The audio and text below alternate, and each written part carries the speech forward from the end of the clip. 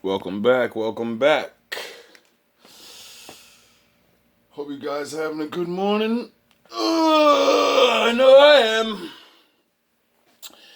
It's fucking 4 in the morning. Let's finish that video up. Hey, Danai. Watch how I fuck your head up with this. When I started learning business and how to make money and how you don't do things that'll cost you more money because you'll never be able to make the money. And I realized that, wait up, you telling me you got me from Africa.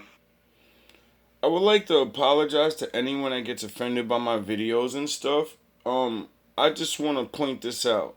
You do 15 years of studying and you figure out your people have been obliterated in every way you can never think of. And it makes you cry at night when you figure this shit out. And you're alone because your own people don't believe you, even though they're going through it. Like, when you get to levels like that in life, like, then you can talk to me. Then you can be like, oh, why you mad? I'll show you. Sent me to America, because this is what they say. You didn't pay attention to this. I did. And you shipped us over to America, all those millions of people, and then you shipped us back over to the sea across the world. How fucking stupid is that? You're gonna lose all that money shipping me from Africa to America back to Europe when Africa and Europe is right there. Why wouldn't you just make the voyages all to China and all that right from Africa?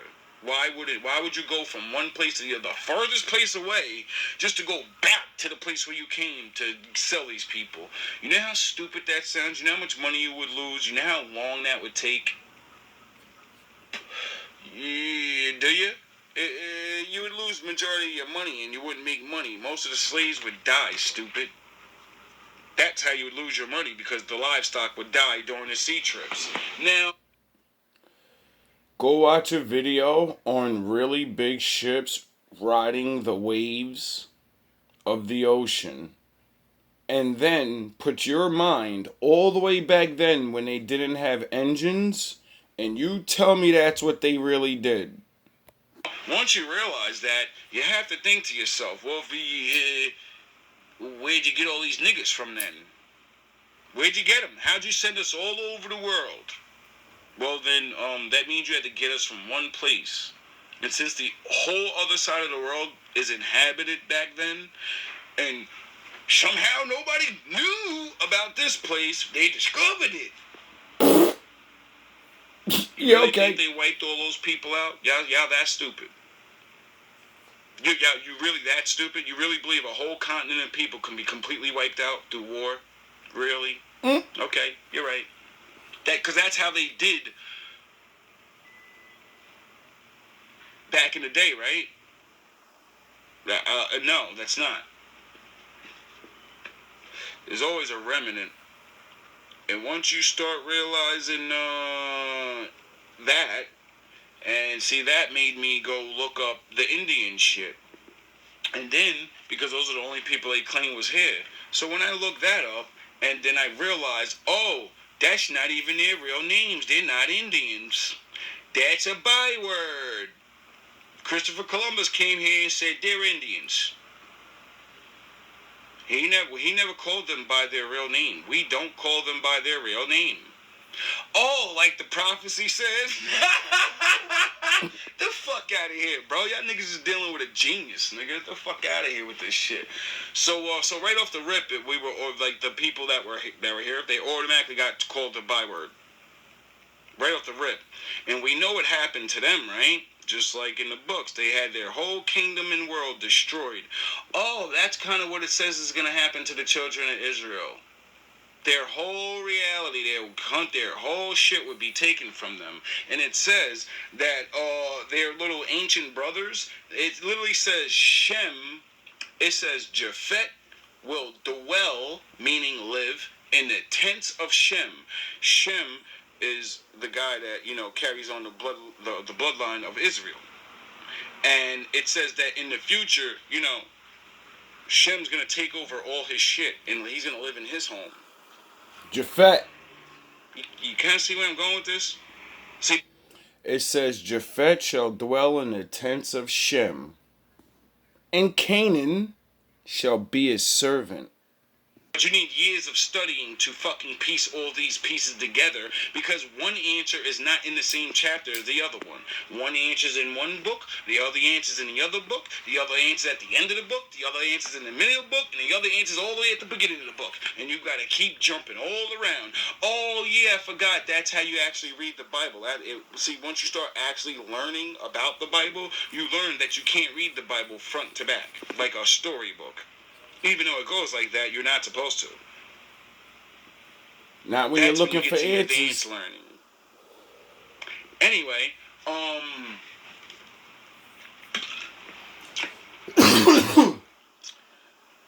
don't mean to sound so cocky, but or arrogant. I'm tired of you fucking people. You know nothing of the Bible. You know nothing of your own people, some of you. And when you meet somebody that actually does know himself, or close to it, because like I said, I could be wrong. Just because I say I am, don't mean I am. I just go by the facts.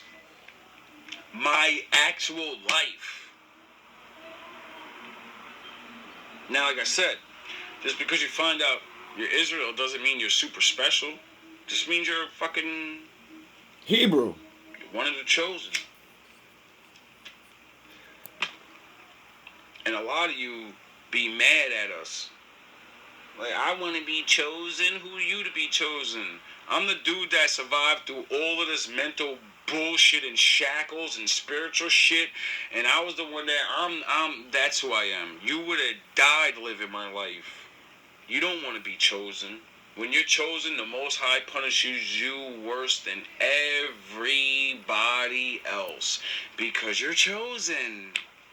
See, you people think God's paranoid on you so bad. You live on other people's land. Do you understand that?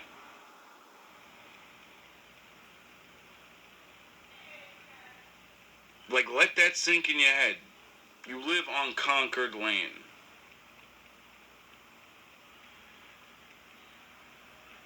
Fair That's use. where I end the video.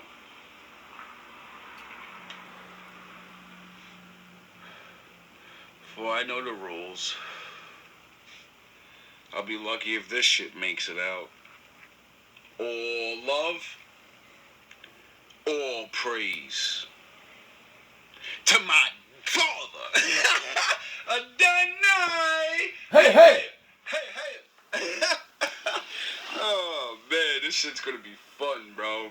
These next couple of fucking years, bro. I swear to you, people. God willing. Oh yeah, I'm not supposed to swear at anything. Forgot about that. God so willing. I just learned that one. Just a reminder, don't swear at anything the Most High says. Just do. You don't need to swear. Just do it. It's going to be a good winter.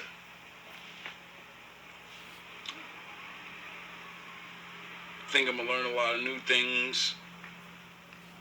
Because it's time to level up. It took me 300 videos to get out all my information that I put out in these last couple months. And it's all condensed. Because all the information's not out. It's just bits and pieces to make you go look for yourself. Aren't you tired of people telling you what the truth is? When are you going to actually go look for it?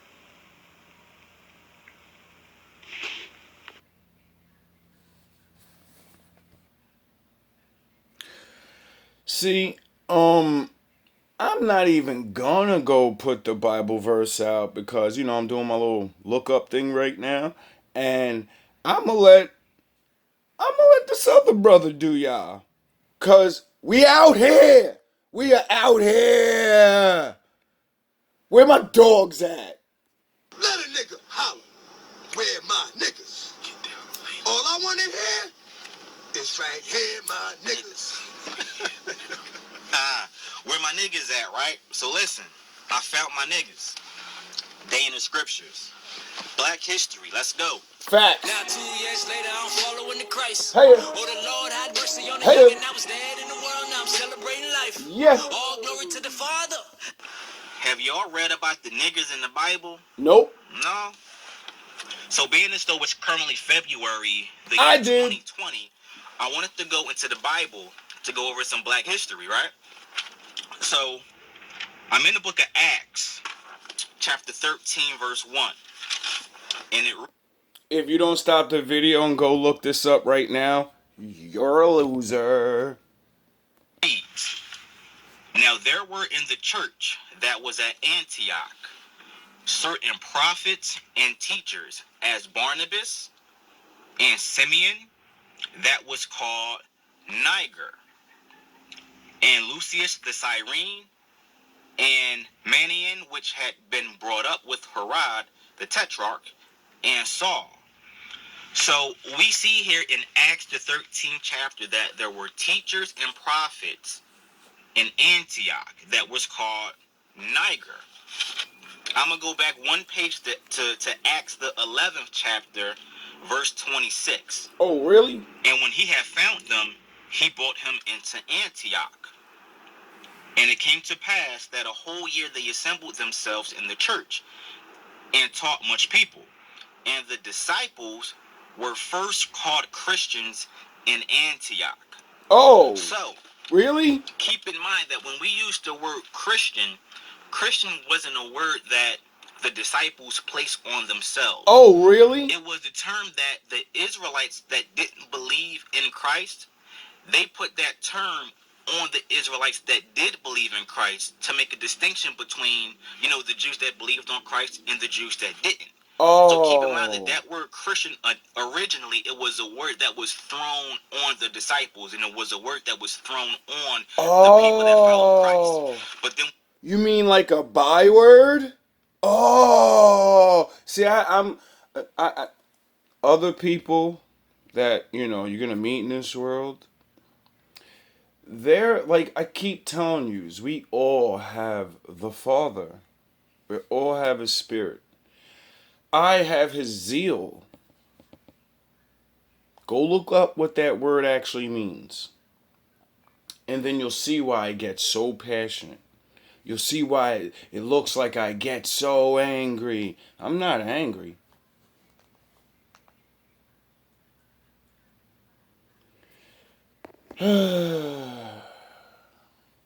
Well, yeah, a little bit, but I'm also very lovable and funny. And love to laugh and shit. And people don't like it. You see, when you're made to feel like you're literally nothing your whole life, because the world shows you. But you keep proving shit. You keep doing things. You keep trying to help the people that say you're nothing. Huh. Imagine that. Imagine that. And then when you find out you're something completely else, I wonder how you would feel. Hope I got enough time for this. I'd like to play you a video that literally saved my life. Shout out to Mind Mash. Look at that loser sitting by himself. I'm gonna talk behind his back, and every time he walks by, I'm gonna make fun of him for being a loner, for being alone. I'm gonna make him feel more alone, more inadequate, and in doing so, by making this person's life harder, I'm gonna feel better about myself. Napoleon Bonaparte, you are a loser. Do you even know who Napoleon Bonaparte is? Napoleon Bonaparte was a loner. For a large portion of his life, he just sat by himself. When he was going to school in France, he was a much poorer aristocrat. None of the other French aristocrats treated him properly. If anything, they kind of ostracized him because they had nothing in common with him. He was from a different part of Europe, and just by chance, he happened to make it into a more prestigious academy. But nonetheless, he was alone.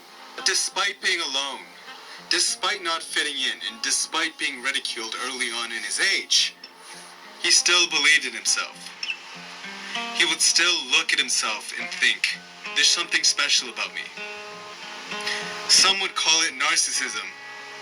Others would call it feelings of grandeur.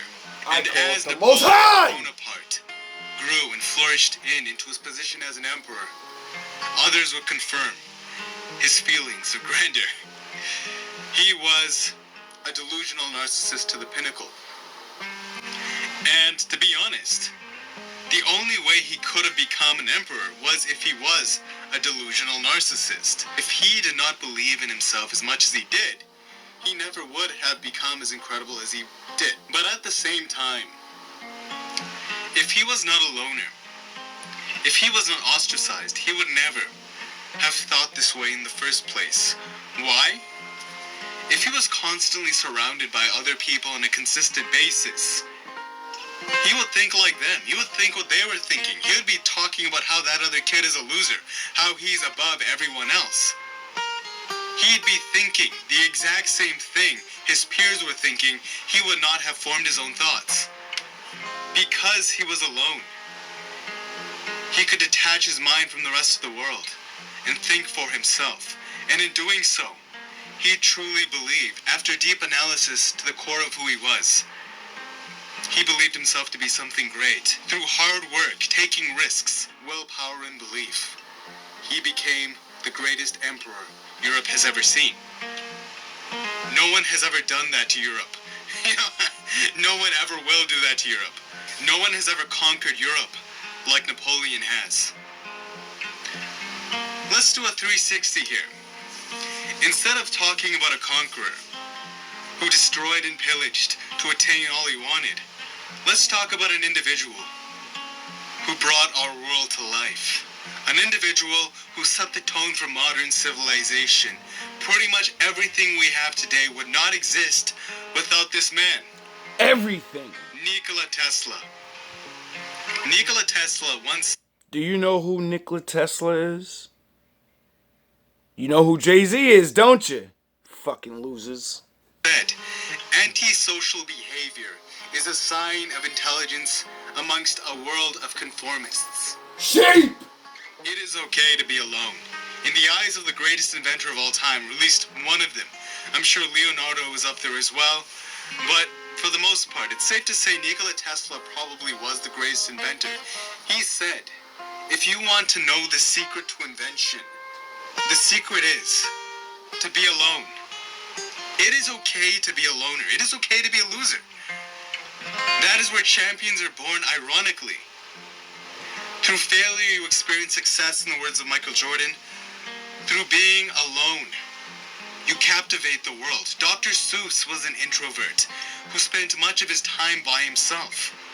Dr. Seuss literally had no friends. He was just stuck in a quiet corner with a vision to just contribute good to the world.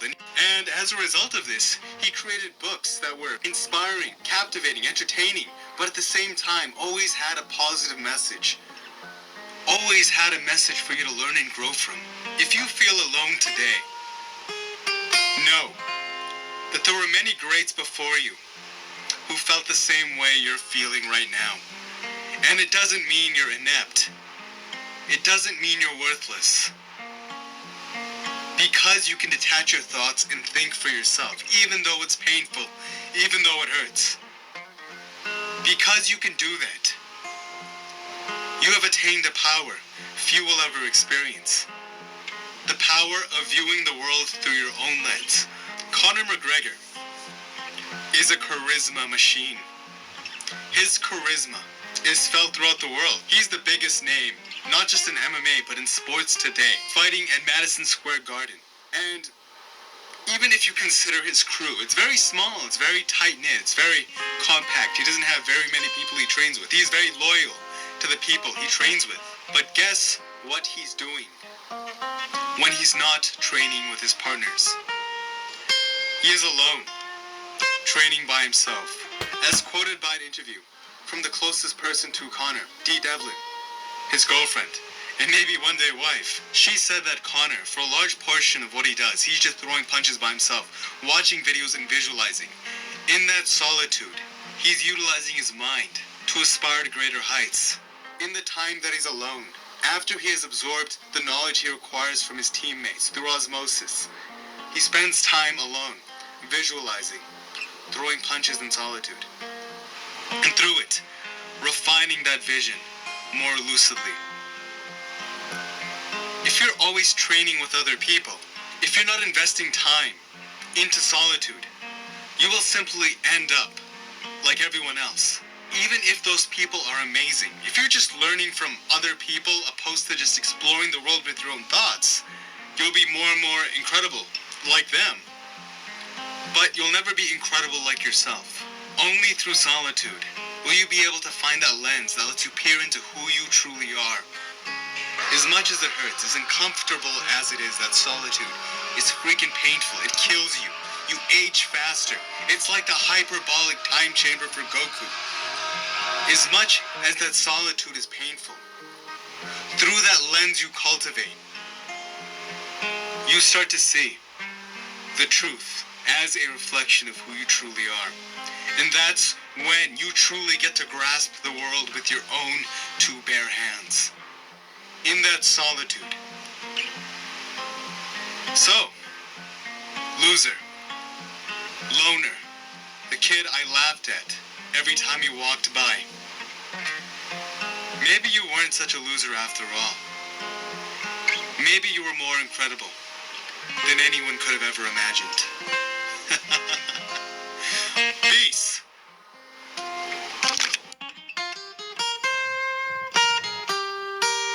All love, all praise to the Most High.